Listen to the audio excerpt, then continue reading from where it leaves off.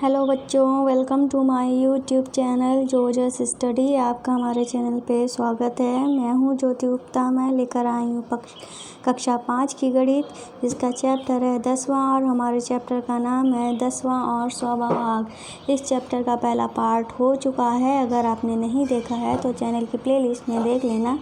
तो चलिए दूसरा पार्ट जो है वो शुरू करते हैं। इसका एक और पार्ट होगा। ओके, तो ये है हमारा चैप्टर 10वां और 100वां भाग। मैं आपको बता देती हूँ मैंने कहाँ तक करा दिया है। मैंने जो है यहाँ तक करा दिया है, पेज नंबर 137 तक करा दिया है। पेज नंबर 138 से हमें पढ़ना है, ठीक है। तो यहाँ पे क्या दिया गया है, किसकी पूँछ जो है सबसे लंबी है। तो यहाँ पे एक पूँछ दिखाई गई है गिरगिट की या छिपकली आप मान सकते हैं। एक पूँछ चूहे की दिखाई गई है, बिल्ली की दिखाई गई है, कुत्ते की दिखाई गई है, ये गाय की पूँछ दिखाई गई है, बंदर की पूँछ दिखाई गई है। तो किसकी पूँछ सबसे ज़्यादा लंबी है? तो हमको क्या दिख रहा है, बंदर की पूँछ जो है सबसे ज़्यादा लंबी है, ठीक है। अब यहाँ पे बात करते हैं, यहाँ पे क्या लिखा हुआ है, सबसे लंबा नोट। तो 100 रुपये के नोट की लंबाई कितनी होगी, अंदाज़ा लगाओ और स्केल से नापना है। तो 100 रुपये के नोट की लंबाई कितनी होती है? तो 100 रुपये के नोट की लंबाई 15 सेंटीमीटर के आसपास होती है। ये अंदाज़ा है, ठीक है। अब आपको बताना है कि मेरा अंदाज़ा सही है कि गलत है, ये आपको बताना है। यहाँ पे क्या लिखा है, अब और वस्तुओं की लंबाई और चौड़ाई का अंदाज़ा लगाओ, फिर इन्हें नापो। अपने अंदाज़ा और माप के बीच में अंतर का पता लगाना है, ठीक है। ऐसे ही हमको अंदाज़ा लगाना है। जैसे 100 रुपये की नोट की लंबाई मैंने कितनी बताई है, 15 सेंटीमीटर बताई है। चौड़ाई मैं बताती हूँ 5 सेंटीमीटर। और आपको नापना है कि मैं सही हूँ या गलत हूँ। मैंने नापे तो है नहीं, लेकिन आपको ये आपको जो है 100 रुपये के नोट की लंबाई और चौड़ाई नापनी है और फिर मुझको कमेंट करके बताना है कि ये सही है या गलत है, कितना अंतर आ रहा है, ये आपको बताना है। 10 रुपये के नोट की लंबाई जो है वो कितने 12 सेंटीमीटर मैं बता रही हूँ और चौड़ाई जो है 4 सेंटीमीटर के आसपास। 20 रुपये के नोट की लंबाई भी हमारी कितनी होगी, 14 सेंटीमीटर मैंने बताई है और इसकी चौड़ाई जो है उसकी चौड़ाई मैं 4.5 बता रही हूँ, ठीक है। और 5 रुपये की नोट की लंबाई जो है 10 सेंटीमीटर होगी और इसकी जो चौड़ाई है वो कितनी मैं रखूँ, इसकी चौड़ाई मैं रखती हूँ 4 सेंटीमीटर। और पोस्ट कार्ड जो होता है हमारा, उसकी लंबाई कितनी होती है, पोस्ट कार्ड की लंबाई हमारी 15 सेंटीमीटर और चौड़ाई जो होती है वो 7 सेंटीमीटर के आसपास मैं बता रही हूँ। गणित आपकी जो बुक है उसकी लंबाई कितनी होगी, आप बता सकते हो। आपकी बुक है जो उसकी लंबाई 20 सेंटीमीटर के आसपास होगी और चौड़ाई जो है, चौड़ाई कितनी होगी, चौड़ाई जो है 15 के आसपास होगी। ये मेरा अंदाज़ा है, ठीक है। ना ही मैंने नापा है, ना ही मैंने कुछ मैंने अंदाजे से बताया है, ठीक है। अपने अंदाजे से बताया है और आपको ये सब नाप के बताने हैं कि मेरा अंदाज़ा सही है कि गलत है। ये आपका काम है, ठीक है। अब आगे चलते हैं। आगे क्या लिखा है, यहाँ पे लिखा है बाज़ार में। तो बाज़ार में क्या है, ये 2.5 रुपये का एक अंडा है और 120 रुपये की, मतलब 120.50 रुपये की क्या है, बैग है। और 6.5 रुपये का क्या है, पेन है। और 32.99 रुपये की चप्पलें हैं। 50 पैसे की क्या है, 50 पैसे की माचिस है। और ये साबुन है 8.75 रुपये का। और 567.25 रुपये का क्या है, ये वॉच है, ठीक है। आगे चलते हैं। तो आगे क्या लिखा है, आगे यहाँ पे लिखा है, इस अनोखी कीमत को देखो, 32 रुपये और 99 पैसे। जब हम उन्हें 33 रुपये देते हैं तो वे 1 पैसा वापस नहीं देते हैं। मतलब अगर जब कीमत इतनी लिखी है 32 रुपये 99 पैसे, ठीक है। कहाँ पे लिखा है ये, यहाँ पे लिखा है, यहाँ पे लिखा है 32 रुपये 99 पैसे, इतना लिखा है। तो वो हमको 1 पैसा जो है वो वापस नहीं देते। तो 1 पैसा कौन सा भाग है, ये कह रहे एक पैसा 1 रुपये का कौन सा भाग है, तो 1 रुपये में कितने पैसे होते हैं, 1 रुपये में 100 पैसे होते हैं। और कितने पैसे हैं, 100 1 पैसा है, तो कितना भाग हुआ, 1/100 भाग हुआ। कैसे, 1 रुपये में कितने पैसे होते हैं, 100 पैसे होते हैं। ये कितने पैसे की बात कर रही हैं, 1 पैसे की बात कर रही हैं, तो कौन सा भाग हुआ, 1/100वां भाग हुआ। ठीक है, अब यहाँ पे ये क्या कहती हैं, ये 1 पैसा कम दिखाकर हमें उल्लू बनाते हैं, ये इन्होंने बोला है। ये कह रही 1 पैसा 1 रुपये का 100वां भाग है ना, इसलिए लिखा जाता है 0.01 रुपये। इसलिए हम 99 पैसे को 0.99 रुपये लिखते हैं। तो मतलब जब 1 पैसा होता है तो 1 पैसे को हम क्या लिखते हैं, 0.01 रुपये। हम 0.01 पैसे, सॉरी रुपए। ठीक है, इसको हम क्या लिखते हैं, रुपए में अगर लिखना होता है इसको हम क्या लिखते हैं, 0.01 रुपये लिखते हैं। और 99 पैसे को हमें लिखना होता है तो हम कैसे लिखते हैं, 99 पैसे को अगर हमें लिखना होता है तो हम कैसे लिखते हैं, 0.99 रुपये। इस तरीके से हम लिखते हैं। दशमलव हमारे 2 अंक पहले लग जाता है, चाहे कोई भी 2 अंक पहले ही दशमलव लगेगा, क्योंकि 100 रुपये होते हैं ना, 2 जीरो लगे होते हैं इधर, तो 2 जीरो जो होते हैं वो हमारे इधर घट जाते हैं, इसीलिए दशमलव जो होता है वो पहले आ जाता है। आगे चलते हैं। आगे ये कह रही है माचिस की डिब्बी जो है कितने पैसे की आती है, तो माचिस की डिब्बी कितने पैसे की आती है, इन्होंने 50 पैसे बताया। 50 पैसे को इन्होंने क्या लिखा है, 50 पैसे को इन्होंने लिखा है 0.50 रुपये, 0.50 रुपये। ठीक है, फिर आगे इन्होंने क्या बताया, माचिस की डिब्बियाँ 2.5 रुपये में ली जा सकती हैं। तो हाँ भाई, ली जा सकती हैं, तो कितनी ली जा सकती हैं, तो हम क्या करेंगे, 0.50 जो है इसको हम किससे गुणा कर दें, या गुणा कर दें या हम भाग कर दें, भाग ही कर देते हैं चलो। तो हम क्या करते हैं, 2.5 इसको हम 250 ही मान लेते हैं। 2.50 को हमने 250 मान लिया। 50 पैसे की हमारी क्या है, 50 पैसे की हमारी माचिस है, तो 5 में 25 होता है, तो 5 में 25 होता है, मतलब 50 पच्चे 250 हो जाएगा। तो हमारा क्या आ जाएगा, तो कितनी माचिस आएंगी हमारी, 5 माचिस आएंगी। कितनी माचिस आएंगी हमारी, 5 माचिस आएंगी। ये कह रही है एक साबुन की टिकिया का दाम कितना है, तो 8.75 था शायद, हाँ 8.75 है। कितना है, साबुन की टिकिया का दाम कितना है, 8.75 रुपये। ठीक है, इसको अगर हम लिखना चाहें तो कैसे लिखेंगे, इसको हम ऐसे लिखेंगे 8 रुपये और 75 पैसे। ठीक है, इसको हम ऐसे लिख सकते हैं। ठीक है, अब ये क्या कह रहे हैं, अरुण एक साबुन खरीदना चाहता है, उसके पास एक 5 रुपये का सिक्का, एक कितने का सिक्का, 5 रुपये का सिक्का, 2 1 रुपये के सिक्के। ठीक है, 2 जो हैं 1 रुपये के सिक्के और 4 50 पैसे। ठीक है, 4 50 पैसे के सिक्के हैं, तो 4 कितने पैसे हैं, 4 जो हैं 50 पैसे के सिक्के हैं, तो मैं नीचे लिख दे रही हूँ। ठीक है, कितने हैं, 4 जो हैं 50 पैसे के सिक्के हैं। इस तरीके से 4 जो हैं 50 पैसे के सिक्के हैं, उसे कितने पैसे जो हैं वापस मिलेंगे, तो ये 5 रुपये हो गया, ये 6 रुपये हो गया, ये 7 रुपये हो गया। 50 पैसे मिल के क्या बनता है, 1 रुपया बनता है, तो ये कितने रुपये हो गए, 8 रुपये हो गए। और ये हमारा कितना हो गया, 8.5 रुपये हो गए। तो कितना है, ये हमारा कितने रुपये बने जाके, 8.50 रुपये बने जाके, लेकिन इसको 25 पैसे और देने हैं, तो 50 पैसे ये मिलके हमारे उसके पास कितने रुपए हो गए, 5 रुपये, 6 रुपये, 7 रुपये, 8 रुपये और 9 रुपये हो गए। तो टोटल कितने रुपए हो गए, उसके पास 9 रुपये हो गए। और साबुन कितने का है, 8.75 रुपये का है, 8.75 का है। यहाँ पे तो 0 है, तो हम यहाँ से कितने उधार दे दें, 100 उधार दे देंगे। क्यों 100 उधार देंगे, क्योंकि 1 रुपये में 100 पैसे होते हैं ना। इधर ये हमारे पैसे लिखे हुए हैं, इधर ये क्या लिखे हुए हैं, पैसे लिखे हुए हैं। ठीक है, इधर क्या लिखे, पैसे पैसे लिखे हैं तो इधर से 1 रुपया जाएगा, मतलब 100 पैसे के बराबर हो जाएगा। तो डबल ज़ीरो की जगह पे क्या हो जाएगा, 100 हो जाएगा। 100 के नीचे क्या लिखा है, 75। तो अब हम 100 में से 75 घटाएंगे तो कितना बचेगा, 25 बचेगा ना। तो वो 25 हमने ये लिख दिया है। अब यहाँ पे 8 बच जाएगा, क्योंकि एक तो उधार दे दिया है, तो यहाँ पे कितना बच जाएगा, 8 बच जाएगा। और 8 में से 8 गया 0, तो मतलब कितने रुपए उसे वापस मिलेंगे, 25 पैसे जो हैं उसे वो वापस मिलेंगे। कितने पैसे वापस मिलेंगे, तो ये हम क्या लिख सकते हैं, ये 0.25 रुपये हम इसको लिखेंगे, या तो हम 25 पैसे लिखें। तो कितने उसे रुपए वापस मिलेंगे, तो 0.25 पैसे। और 0 के पहले 0 लगाया जाता है, ठीक है।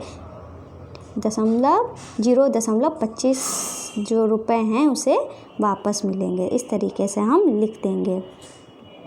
अब यहाँ पे क्या लिखा है, यहाँ पे लिखा है कर्ण 60 रुपये लो और 1.5 दर्जन अंडे खरीदो। कितने रुपए दे रही हैं, ये 60 रुपये दे रही हैं और 1.5 दर्जन अंडे खरीदने हैं। अब ये कह रहे बचे हुए पैसे से तुम कलम खरीद सकते हो। तो अंडा कितने का है, 2.5 रुपये का है।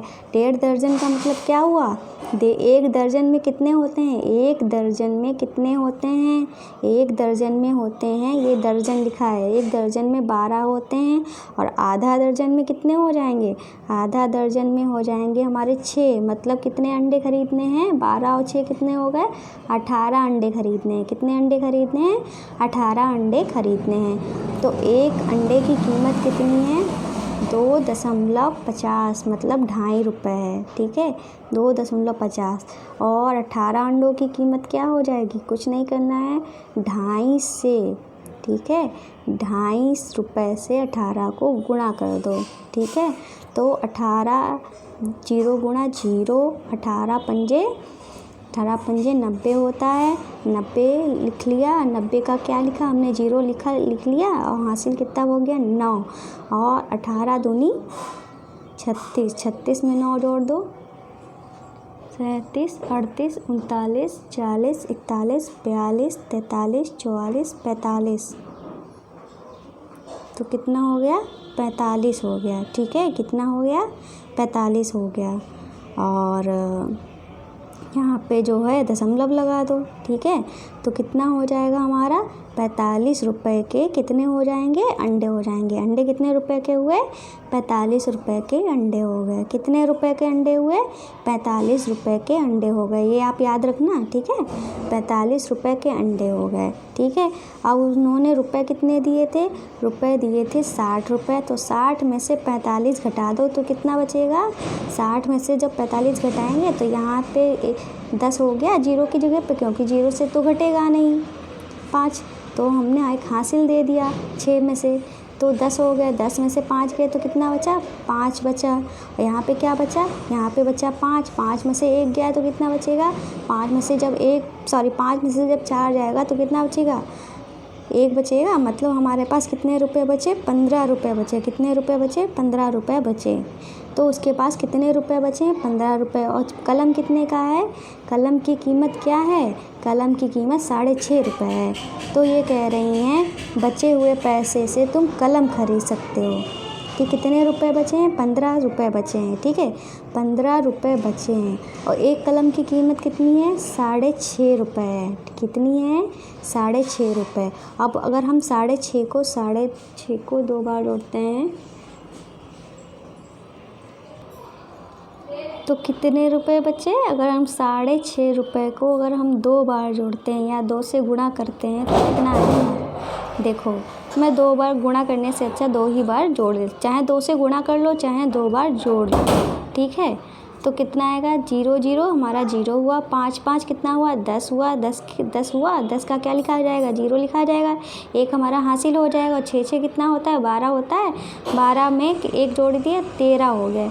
अगर 2 कलम भी खरीदता है तो कितने रुपए के खरीदते हैं, 15 रुपये उसके पास थे, 13 रुपये के उसने 2 कलम खरीद लिए, ठीक है। 13 रुपये के 2 कलम खरीद दिए तो उसके पास कितने रुपये बचे, फिर भी उसके पास कितने के रुपये बचे हैं, उसके पास 2 रुपये बच गए हैं। कितने रुपए बच गए हैं? 2 कलम खरीदने के बाद भी उसके पास 2 रुपये बच गए हैं। तो 1.5 दर्जन अंडे जो हैं कितने रुपए के हुए थे? 45 रुपये के 1.5 दर्जन अंडे हुए थे। कितनी कलमें वो खरीद सकता था? 2 कलमें उसने खरीद लिए और 2 रुपये भी बच गए। 2 पेन भी खरीद लिए और 2 रुपये भी उसके पास बच गए हैं। ठीक है, अब आगे चलते हैं। आगे क्या लिखा है? आगे यहाँ पे लिखा है, क्या मैं 13 रुपये में 2 कलम खरीद सकती हूँ?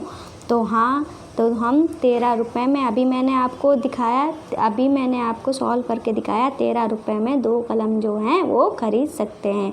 तो 2 कलमों का दाम कितने रुपए में हो गया?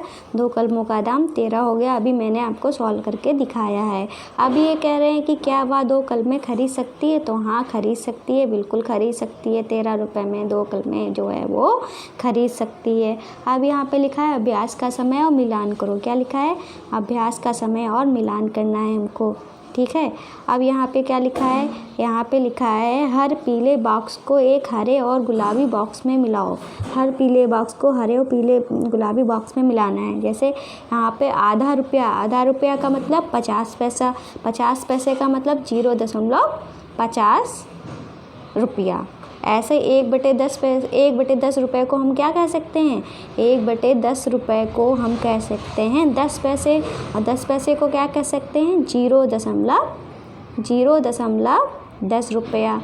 ऐसे ही 5/100 रुपये, 5/100, 100 का 5वां हिस्सा, इसको हम क्या कह सकते हैं? कोई बता सकता है? जल्दी से कमेंट करके बताओ। 5/100 का मतलब क्या हुआ? 5/100 का मतलब क्या हुआ? 5 से काट दो इसको। 5 एकम 5, 5 दूनी 10 और 0 मतलब 20 हुआ ना। ठीक है, 5 दूनी 10 और 0, ठीक है, मतलब 1/20। ठीक है, या हम इसको ऐसे भी कह सकते हैं, पूरा डिलीट करना पड़ेगा मुझे। ये इसका हो गया, ये इसका हो गया, ये हमारा इसका था, ये हमारा ये 10 रुपये थे। तो 5/100 रुपये का मतलब क्या हुआ? 5 रुपये 100 रुपये में से 5 रुपये जो हैं वो कितने रुपए, वो कितने 100 पैसे में से 5 पैसे जो हैं कितने पैसे के बराबर हो गए? कोई बता सकता है? तो वो हमारा 5 पैसे के बराबर हो गए। कितने पैसे के बराबर हो गए? 5 पैसे के बराबर हो गए। 5 पैसे को हम क्या लिख सकते हैं? 0.5 रुपये, 0.05 रुपये। ठीक है, ऐसे ही 3/4, ठीक है, 3/4 लिखा हुआ है, इसको हमें 100 में चेंज करना है। तो हम किससे गुणा करें कि 100 हो जाए? तो 25 चक्कू 100 होता है ना, तो इसको भी हमें 25 से गुणा करनी पड़ेगी। तो ये हमारा कितना हो गया? इसको हमने लिख लिया है 25 तियाँ 75 हो गया, 25 तियाँ 75 हो गया और 25 चक्कू 100 हो गया। तो हमारा क्या आया? 75 पैसे आया। तो मतलब 3/4 का मतलब क्या हो गया? 75 पैसे। 75 पैसे का मतलब क्या हुआ? 0.75 रुपये। ठीक है, ऐसे ही 99/100 रुपये का मतलब क्या हुआ? 99 पैसे हो गया। और 99 पैसे का मतलब क्या हो गया? 0.99 रुपया। ऐसे ही 1/4 रुपये का मतलब क्या हुआ? 1/4 रुपये का मतलब क्या हुआ? 1/4 का इसको भी हमें 100 में कन्वर्ट करना है, मतलब 25 में बदलना है। ठीक है, तो ये हमारा क्या हो गया? 25 एकम 25 और 25 चक्कू 100, तो मतलब 25 आया। तो 1/4 का मतलब क्या हुआ? 25 पैसे, और 25 पैसे का मतलब क्या हुआ? 0.025 रुपया। इस तरीके से ये हमारा हो गया है। ठीक है, उम्मीद है आपको समझ में आया होगा। तो भाई उम्मीद है आपको समझ में आ गया होगा। आगे चलते हैं।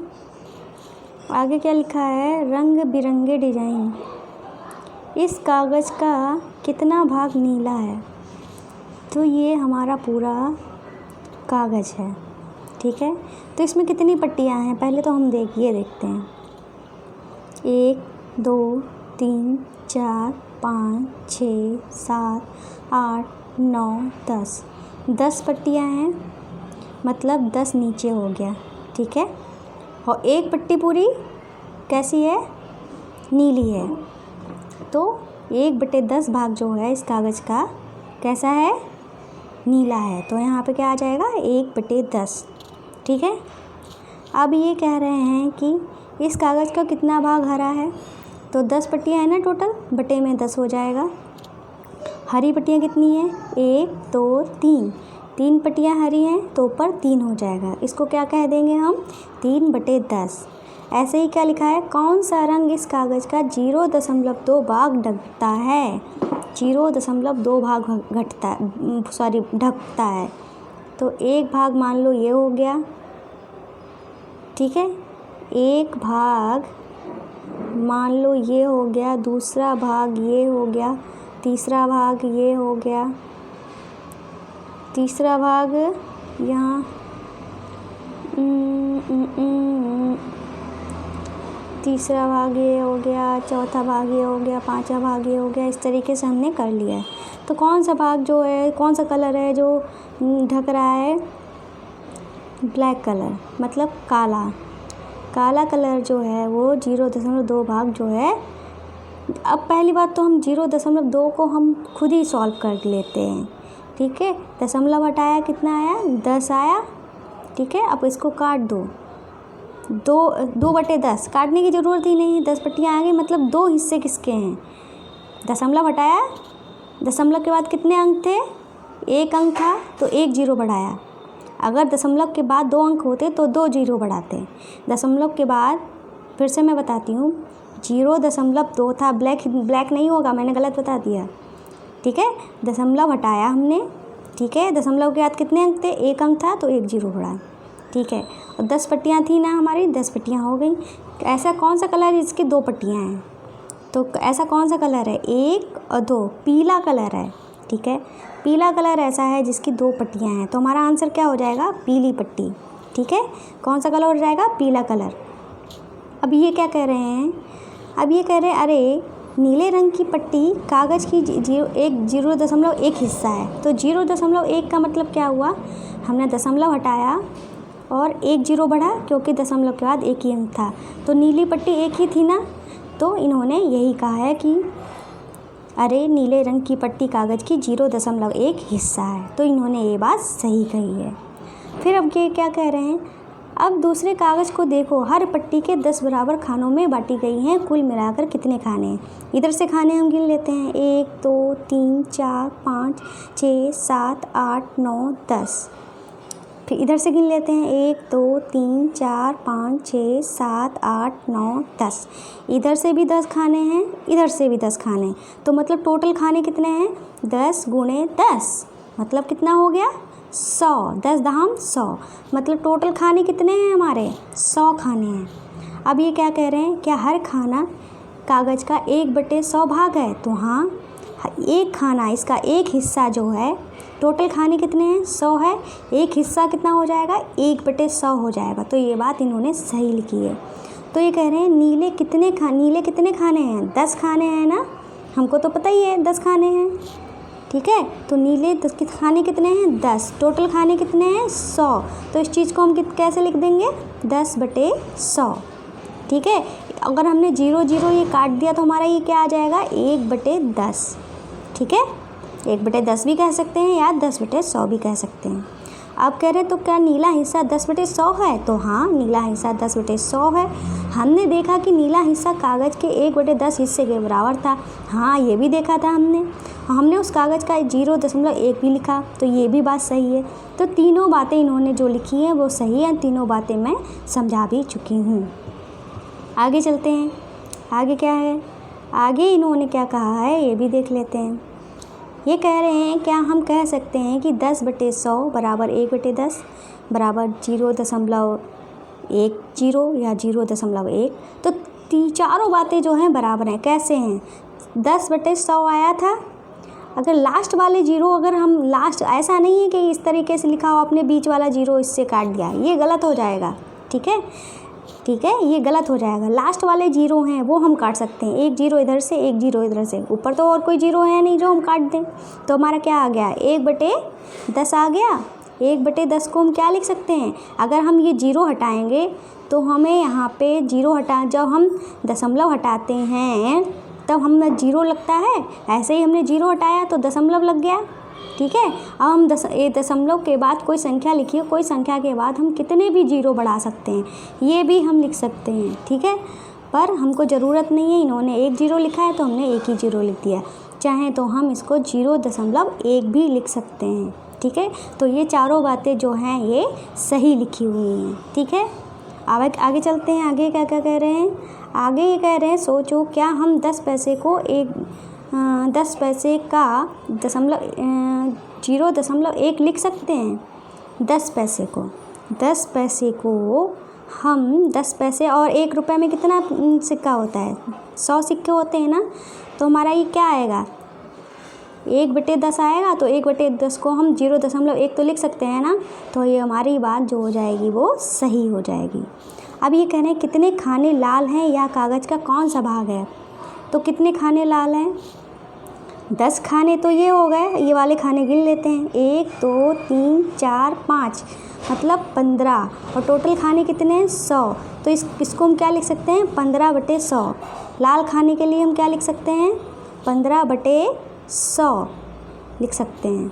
अब ये कह रहे हैं क्या हम इसे 0.15 लिख सकते हैं, तो 0.15 है, दशमलव हटाया तो कितने जीरो बढ़े, दशमलव के बाद 2 अंक है ना, तो जो जीरो बढ़े तो यही हमारा ये लिखा हुआ है 15/100, तो 15/100 हमारा आ भी गया, तो मतलब हाँ हम लिख सकते हैं। अब यहाँ पे क्या लिखा हुआ है, ये कह रहे हैं अब कागज़ का 3/10 भाग काला है, तो हम कह सकते हैं कि 0.03। कैसे कह सकते हैं 0.3, दशमलव हटाएंगे तो कितने जीरो बढ़ेंगे, 2 जीरो बढ़ेंगे, क्योंकि दशमलव के बाद 2 अंक थे ना 0 और 3, इसीलिए हमने 2 जीरो बढ़ाए, तो 3/100 आ गया ना, 3/100 आ गया ना, तो ये बात हम इसको क्या लिख सकते हैं 0.03।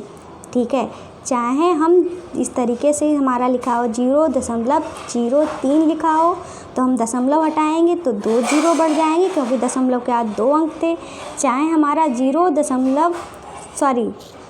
चाहे हमारा लिखा हो 3/100 लिखा हो,